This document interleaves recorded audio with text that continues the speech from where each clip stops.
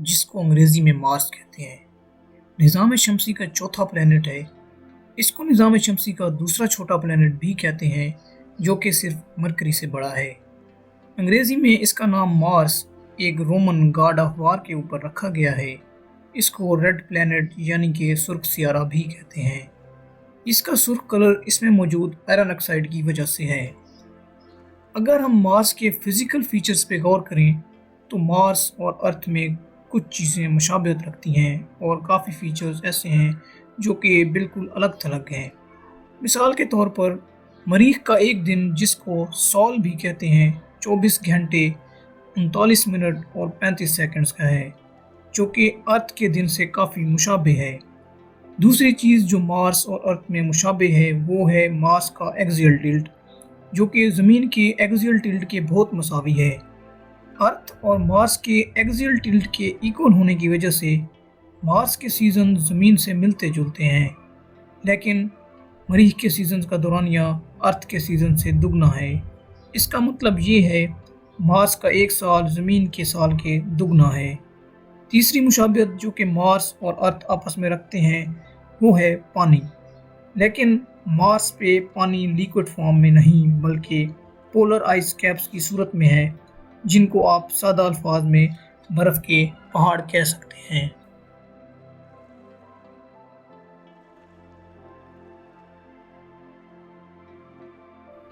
Mars और अर्थ में काफ़ी चीज़ें मुतज़ाद भी हैं, जैसा कि मार्स की सतह पे ग्रेविटी ज़मीन की सतह पर ग्रेविटी का 38% है।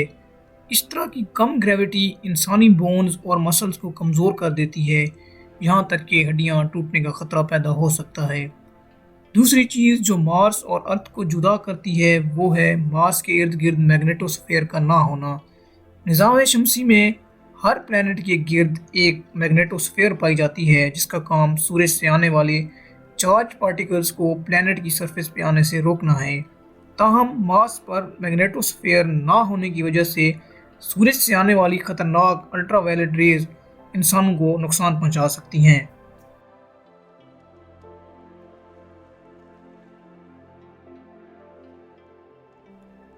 इसके अलावा मार्स की फ़िज़ा बहुत ही जहरीली है, जिसमें 95% कार्बन डाइऑक्साइड है। आबो हवा बहुत ज़्यादा सर्द है और दर्जा हरारत -87 से -5 डिग्री सेल्सियस तक तब्दील होता रहता है। पूरा अर्थ पर इतना कम दर्जा हरारत एक मरतबा अंटार्कटिका पर नोट किया गया था।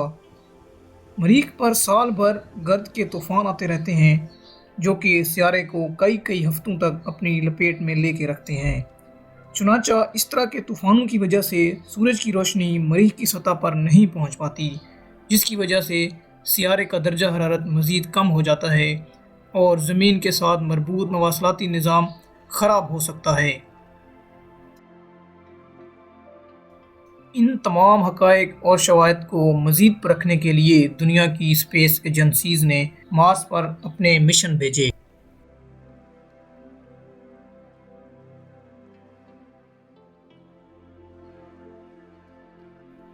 रोबोट्स के ज़रिए मार्स को खोजने की तारीख़ 1960 से शुरू हुई।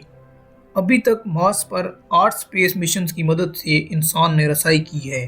चुनांचे अमेरिका, यूरोपियन यूनियन, रशिया और इंडिया के मिशन मार्स के इर्द गिर्द मदार में घूम रहे हैं। लेकिन मार्स पर दस्तरस एक बहुत ही जान जोखिम का काम है।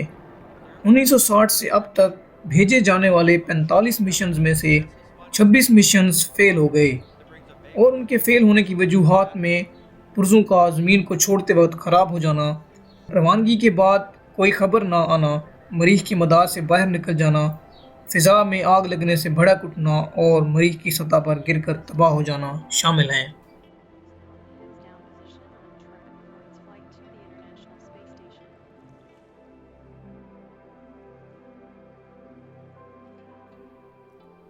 चाँद पर इंसान की रसाई के साथ ही मरीख पर इंसानी आबादी बसाने का नज़रिया भी सामने आया।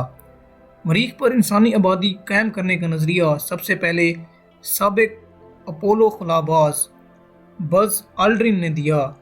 बज़ आल्ड्रिन वही खलाबाज हैं जिन्होंने नील आर्मस्ट्रांग के साथ चाँद पर पहला कदम रखा।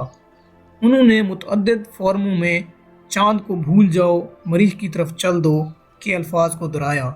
इसके अलावा अमेरिका के एक और एरोस्पेस इंजीनियर रॉबर्ट जुबरिन भी मार्स पे ह्यूमन कॉलोनी कायम करने के हक में हैं।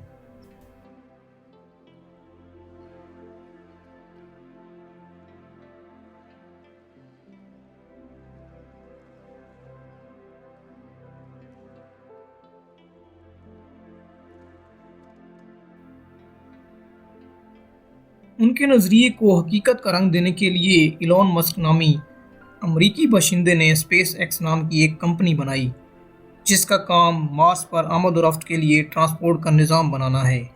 स्टारशिप इसी ट्रांसपोर्ट सिस्टम की एक मिसाल है।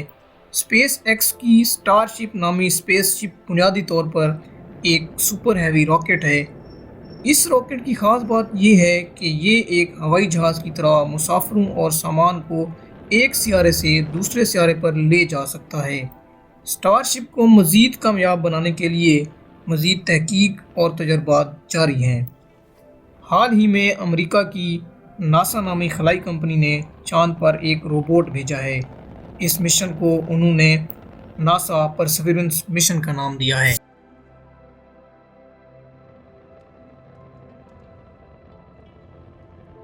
इस मिशन को मरीख पर पहुंचने में लगभग 7 माह लगे हैं।